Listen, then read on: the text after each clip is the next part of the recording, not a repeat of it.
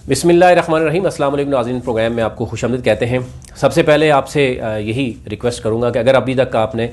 हमारा ये YouTube channel subscribe नहीं किया, इसको सब्सक्राइब करें ताकि हर नई आने वाली वीडियो जो है वो आप तक पहुँच सके। आज 4 से 5 अहम जो ख़बरें हैं वो आपसे शेयर करेंगे। सबसे पहले एक तो जो ख़बर कल परसों से गर्दिश कर रही है उस पर बात हो रही थी कि जनाब फ़याज़ुल हसन चौहान को दूसरी दफ़ा जो है वो पंजाब से वजारत इत्तलात का जो कलमदान है उससे क्यों लिया गया, और फिर डॉक्टर जो फरदौस आशिक अवान है वो पहले फेडरल में, अब वो पंजाब में उनकी एंट्री हुई है। उस पर हम बात करेंगे कि वजह क्या बनी। क्या फरदौस आशिक अवान ने पहले जैसे कि तहरीक इंसाफ की हुकूमत के कुछ लोग ये भी कहते थे कि उन्होंने करप्शन की थी, इस वजह से उनको साइड पे कर दिया गया, अब क्या उनको वापस लाया गया है, तो क्या उनसे करप्शन रिकवरी की गई है, या उस वक्त जो भी शख्स इस तरह साइड पे होता है तो उसके पर फ़ौरन तहरीक इंसाफ खुद जो है वो इल्ज़ाम लगाती है कि वो करप्शन की वजह से उनको निकाला गया। इसी तरह फ़याज़ुल हसन चौहान को दूसरी दफ़ा साइड पे किया गया, उन पर भी संगीन इल्ज़ामात की बात की जा रही है। मुबैना तौर पर वो क्या इल्ज़ामात हैं और खुफिया मुलाकात किसकी वज़ीर-ए-आज़म से हुई थी और क्या बात हुई, और किसने चार्जशीट जो है वो बहुत पहले फ़याज़ुल हसन चौहान के ख़िलाफ़ दे दी थी, और फ़याज़ुल हसन चौहान के ख़िलाफ़ क्या क्या बातें होती रही हैं कि वो किस तरीके से पंजाब हुकूमत की बजाय अपनी जो है वो शोहरत के लिए सारा कुछ कर रहे हैं और अपनी टीम बना रहे हैं और ये सारा कुछ कर रहे हैं। इस पर हम बात करेंगे। दूसरी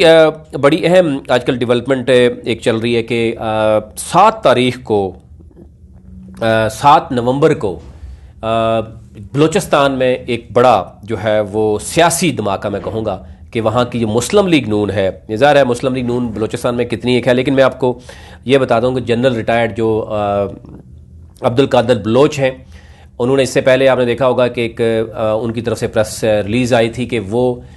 मुस्लिम लीग नून को खैराबाद कहने वाले हैं, और उस हवाले से 7 नवंबर को वो अहम प्रेस कॉन्फ्रेंस करेंगे, उसमें बहुत सी चीज़ें सामने लाएंगे। उनकी नाराज़गी की वजह क्या थी कि उन्होंने नाराज़गी ये शो की थी कि जो सनाउल्लाह ज़हरी हैं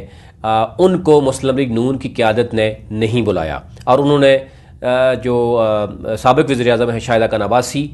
उनकी रिक्वेस्ट भी की थी कि उनको बुलाया जाए, लेकिन उनको नहीं बुलाया गया। उसके बाद उन्होंने बाकायदा तौर पर मुस्लिम लीग नून छोड़ने का बात की और उन्होंने कहा कि मैं बहुत कुछ बात करूँगा। ज़ाहिर आप जब देखते हैं कि सनाउल्लाह ज़हरी या अब्दुल्कादर, अब जो जनरल रिटायर्ड हैं अब्दुल्कादर बलूच, अगर ये 2 पार्टी से जाते हैं या ये कुछ ऐसी बातें करते हैं तो डेफिनेटली बलूचिस्तान में मुस्लिम लीग नून का मुस्तकबिल क्या होगा। राइट आफ्टर 7 नवंबर 8 नवंबर डेट रखी गई है जनाब, जो PDM के चेयरमैन है इस वक्त मौलाना फजल रहमान, उन्होंने, और ये भी कहा जा रहा है कि उसमें यही बात की जाएगी कि उस दिन जो फ़ैसला होगा, क्योंकि बलूचिस्तान के हवाला से कोयटा का जो जलसा था उस पर बहुत से तहफ़्फ़ुज़ात बहुत से इदारों को हैं, जहाँ पे मरियम की भी कुछ तहफ़्फ़ुज़ात हैं कि उसको भी इस्तेमाल किया गया, उसको बताया नहीं गया कि किन किन लोगों को मिलाया जा रहा है जिनको मिसिंग पर्सन के नाम पर उन्होंने जलसे में उनकी बात की, लेकिन बाद में वो बड़े बड़े दहशतगर्द निकल आए। तो ये एक तहफ़्फ़ुज़ात भी हैं मरीम नवाज़ के। फिर पीपल्स पार्टी के साथ भी उनके हैं कि बिलावल भुट्टो ख़ुद गिलगित बल्तिस्तान 22 दिन के दौरे पे चले गए और उनको अकेला छोड़ दिया उनके, और फिर मरीम नवाज़ का जो हालिया कहा जा रहा है कि 7 नवंबर को वह गिलगित भी जा रही हैं,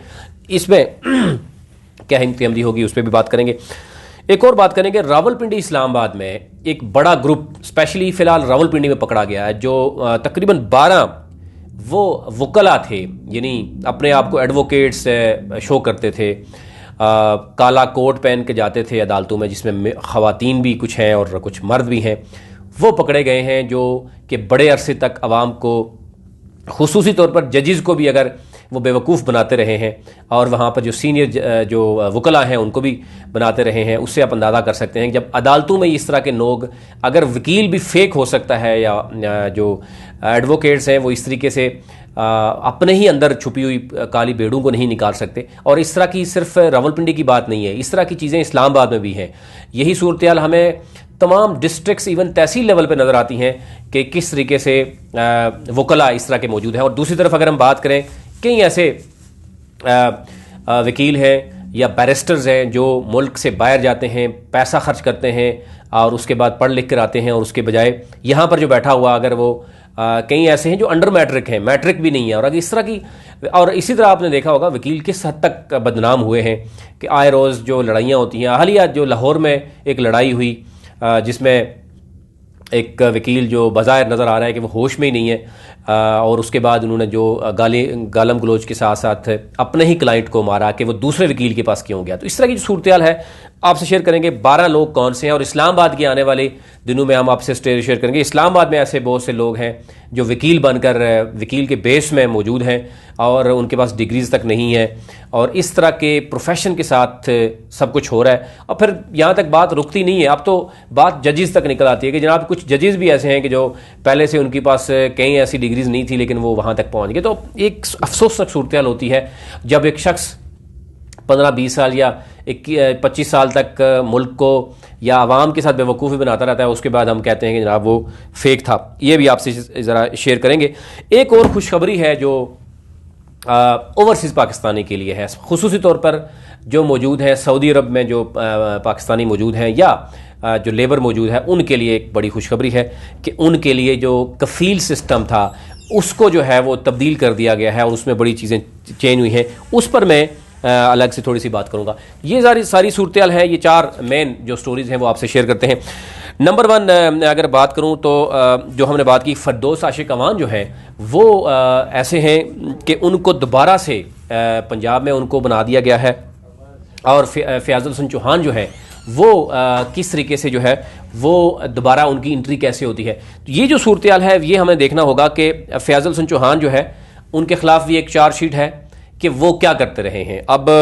ज़ाहिर है कुछ चीज़ें ऐसी हैं कि जो तहकीकात हो रही हैं, लेकिन करप्शन की एक अलग मुबैना तौर पर उन पर इल्ज़ाम है, लेकिन कुछ चीज़ें ऐसी हैं जो जेन्युइनली जिन पर जो है वो इतराज़ भी किया गया।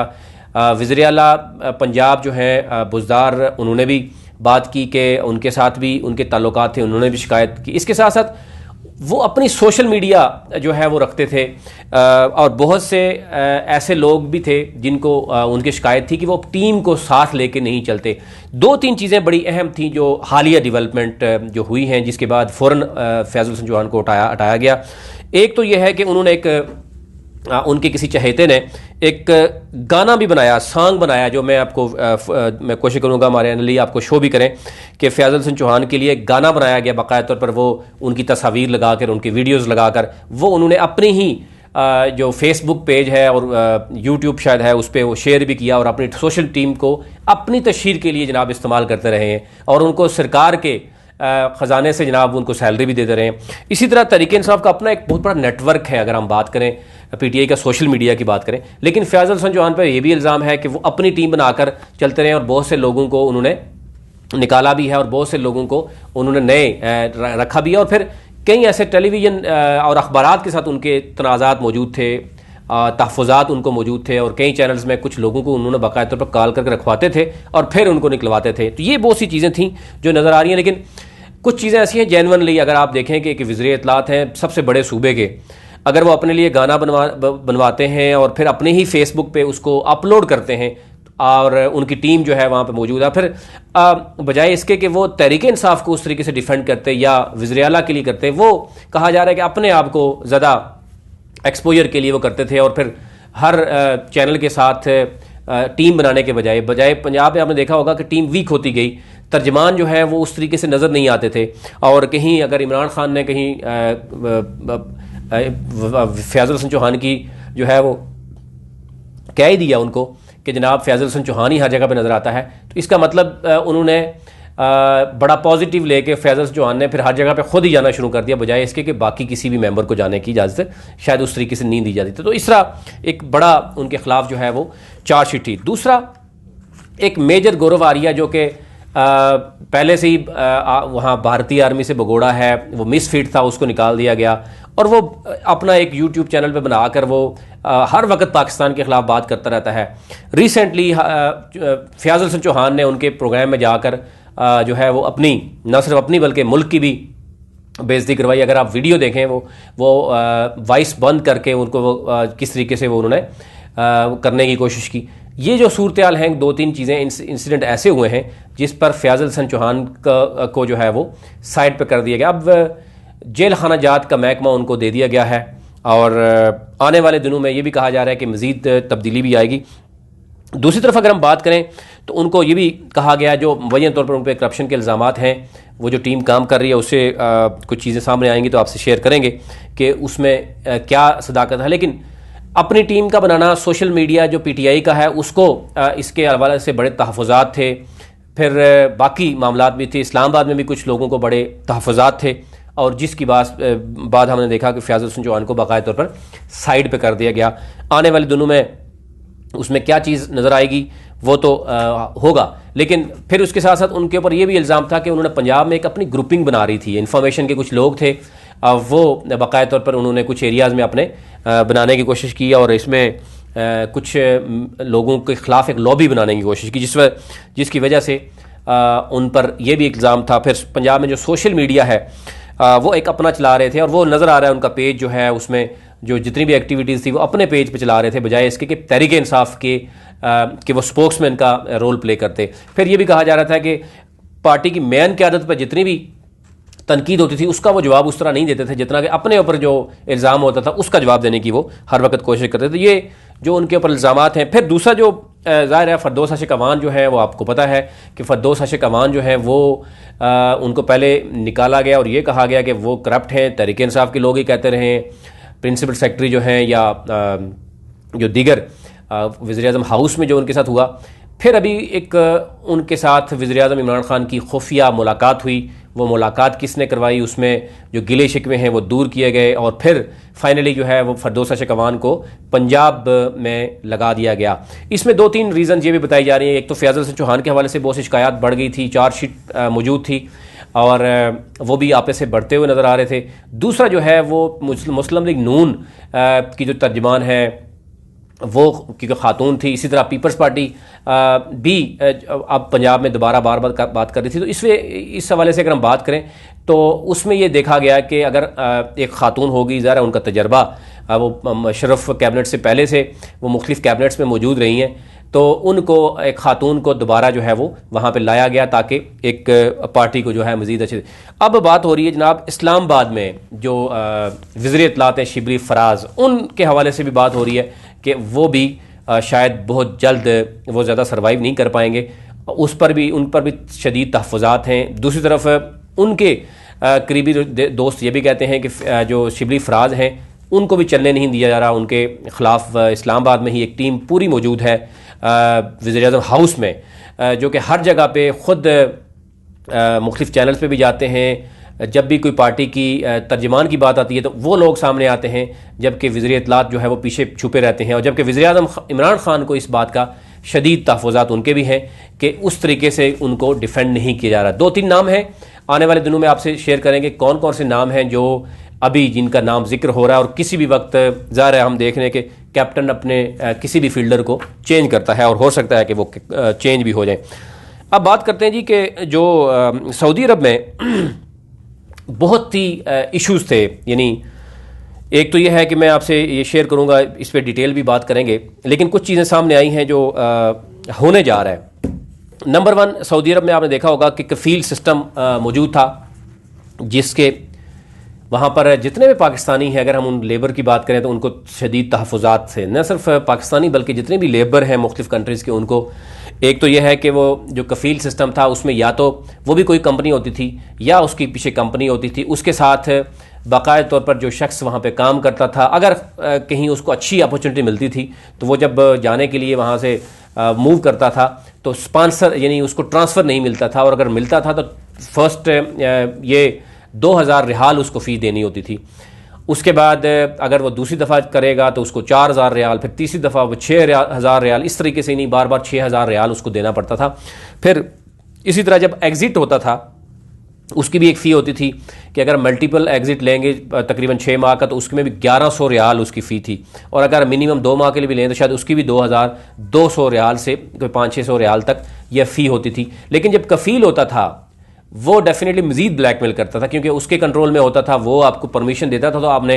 वापस भी आना है, परमिशन देनी है तो वो आप अपनी कंपनी चेंज कर सकते हैं। तो वो फिर 200 या 600 रियाल की बजाय वो 1500 या 1100 मल्टीपल जो है वो 1100 की बजाय वो 1500-2000 भी लिया जाता था। ये इस तरह की बहुत सी ना सिर्फ शिकायत थी बल्कि इससे बहुत ज़्यादा फ़ायदा भी हासिल किया सऊदी अरब ने, जिसके हवाले से अगर हम बात करें लेबर के हवाले से अभी भी लाखों की तादाद में सऊदी अरब के जेलों में अभी भी लेबर वहाँ पर मौजूद है मुख्तलिफ ममालिक की। इवन पाकिस्तान की जो है वो अच्छे खासे लेबर्स वहाँ पर अभी तक मौजूद है। एक तो ये है जो कंपनीज थी और जो कफ़ील थे उस हवाले से कानून चेंज किया जा रहा है। अब ये कहा जा रहा है कि कफ़ील सिस्टम जो है वो इसको या सिस्टम ख़त्म किया जा रहा है। इसी तरह जो एग्ज़िट था, एग्ज़िट जो फ़ी थी वो भी ख़त्म की जा रही है। और इससे बढ़कर एक और चीज़ जो नज़र आ रही थी वो ये था कि अगर कफ़ील या कंपनी जो होती थी वो आप अगर उससे ये कहते थे कि मुझे अच्छी अपॉर्चुनिटी है, आप अगर उसके ट्रांसफ़र लेते थे, स्पॉन्सर किसी दूसरी तरफ अगर आप नहीं जा सकते थे तो वो आपको अरूब कर देता था, यानी इलीगल, यानी भगोड़ा शो कर देता था, जिससे 20 दिन के बाद आपके पास कोई ऑप्शन नहीं होता था सिवाय आपको फ़ाइन भरने के, या कभी कभार जो है वो उसको जेल की हवा भी खानी पड़ती थी। इस तरह के बहुत से इश्यूज़ थे। अब ज़रा वो 20 दिन अरूब के बाद उसको मुश्किलात का सामना करना पड़ता था। अब बहुत सी चीज़ें, एक तो ये कहा गया कि जो ट्रांसफ़र है, अब अगर आपने मायदा किसी कंपनी के साथ ख़त्म होता है, उसके बाद एक जो टाइम पीरियड है उसके बाद आप एक सरकार को बताने के बाद किसी दूसरी कंपनी में जा सकते हैं। और इसी तरीके से जो एग्ज़िट फ़ी है वो ख़त्म कर देगी। अकामा का एक बहुत बड़ा मसला था, वो जो अकामा के हवाले से अगर बात करें तो हर साल अकामा के हवाले से जो वहाँ पर मौजूद थे, अकामा इज़ जस्ट लाइक यानी आप समझें कि वहाँ पर रहने के लिए एक परमिट कार्ड है जैसे सेकंड सिटीज़न के लिए। उसके हवाले से भी कहा जा रहा है कि तकरीबन 10,500 रियाल सालाना जमा करवाना पड़ता था, या मुख्तलिफ ऑप्शन ज़ाहिर होंगे, कुछ के तो उनकी कंपनीज जमा करवाती थी, लेकिन जो अपने काम खुद करते थे उनको ये सारा कुछ जमा करवाना पड़ता था। तो बहुत सी ऐसी अखराजात होते थे एक आम लेबर के लिए जो कि उसको बर्दाश्त करने में मुश्किलात का सामना करना पड़ता था। अगर वो नहीं कर सकता था तो उसको कई साल तक जेलों में हवा खानी पड़ती थी, उसका कोई सुनवाई नहीं होती थी। अब बहुत सी चीज़ें हम देख रहे हैं कि उसमें एक तब्दीली लाई जा रही है। इसमें कम्प्रीहेंसिव जो है वो 1-2 दिन में आपके साथ रखेंगे कि ओवरसीज़ पाकिस्तानीज़ को इससे कितना फ़ायदा होगा, वो आपके सामने रखेंगे। अब बात कर लेते हैं जनाब, जो वकला पकड़े गए हैं रावलपिंडी डिस्ट्रिक्ट, यानी रावलपिंडी जो बार है वहाँ पर मरात भी हासिल करते रहे। आपको पता है एक बजट होता है वकला के लिए, फिर इनकी एक अगर कोई भी शख्स, आपको पता है कि रोड पे भी कहते हैं कि जनाब हम वकील हैं, तो इनकी एक इज़्ज़त होती है। लेकिन इस तरह की सूरत हाल आपको पाकिस्तान के मुख्तलिफ बार्स में नज़र आएगी। नंबर 1 कुरतुलैन खातून हैं, ये भी यानी ये वो लोग हैं जिनको निकाला गया है, जिनकी डिग्रीज जाली हैं, जो फेक थे, जो जिनका यानी जो फेल थे या जिनके पास डिग्रीज तक नहीं थी, जो अनपढ़ भी हैं इनमें से कई। दूसरे नंबर पे हैं शहजाद रज़ा नकवी हैं, ये तस्वीर आप सारी स्क्रीन पे देख सकते हैं। सैयद मोहम्मद फराज अब्बास नकवी हैं। फिर हैं जी मुबशर जवाद, अमीर ज़ेब हैं, इसी तरह आसिफ इकबाल हैं, और शबाना ताज अब्बासी हैं। इसी तरह नगीना नज़ीर हैं, और सैयद ज़ियाउल हसन बुखारी हैं, और राजा असदुल्ला हैं। ये कई और भी हैं मेरे पास अभी तक जो ये मौजूद हैं, डाटा वो आपसे शेयर कर रहा हूँ। मज़ीद मैं आपसे जो चीज़ें हैं वो भी शेयर करेंगे कि वो कहाँ पे क्या कुछ जो है वो करते रहे हैं। इसी सैयद मोहम्मद फराज अब्बास नकवी हैं। ये मतलब काफ़ी ऐसे लोग हैं कि जो या तो फेक डिग्री जिनके पास हैं, डॉक्यूमेंट्स बनाकर वो बैठे हुए थे। जब चेक किया गया, जब इनकी इवन यहाँ तक कि इनकी लैंग्वेज देखी गई कि ऐसे तो किसी एक वकील की लैंग्वेज नहीं हो सकती, और आए दिनों जो आपको देखते हैं मुख्तलिफ बार्स में होता हुआ नज़र आ रहा है। ऐसे भी लोग हैं जिन्होंने डिग्रीज डायरेक्टली परचेज करते हैं और उसके बाद आके बैठ जाते हैं। तो अब ज़रा इस पर बाकायदा तौर पर स्क्रूटनी जारी है। मज़ीद जो इन्फॉर्मेशन होगी वो भी आपसे शेयर करेंगे। आज तक इतना ही।